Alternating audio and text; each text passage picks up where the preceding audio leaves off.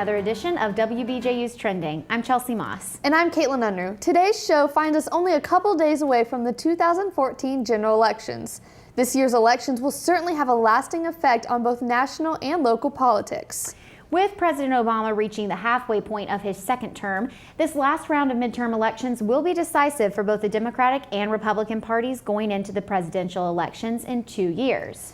I feel like for these elections, we don't think of them as important as the presidential election. It's true. But they are still super influential in the way the policies will continue for our country. Absolutely, and especially looking into this particular election, we have all of the seats in the House up for election. And there's a third of the seats for the Senate are up for election as well. And then, of course, there's also the gubernatorial races in Florida, Illinois, and South Carolina. Yes, so these are all very important, and you need to be out there voting because every person, it helps, every vote counts. Every vote does count. I plan to go vote on Tuesday, do my civic duty. Yes, and proudly wear your I voted sticker. Oh yes, of course, you have to.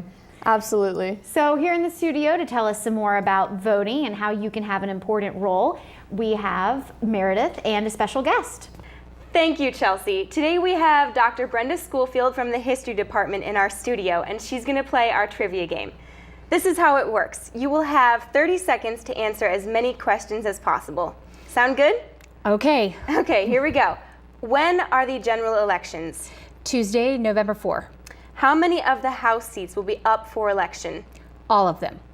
Who are the Republican and Democratic candidates for governor in the state of South Carolina?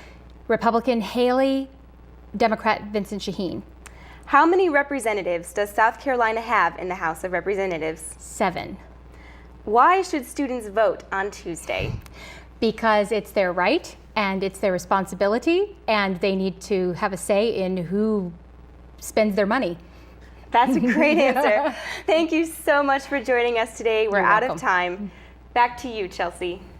Thank you, Meredith and Dr. Schoolfield. Well, make sure you've made your plans to vote either absentee or in person next Tuesday. Thank you everyone for joining us today for Trending. I'm Caitlin Unruh. And I'm Chelsea Moss. Have a great weekend.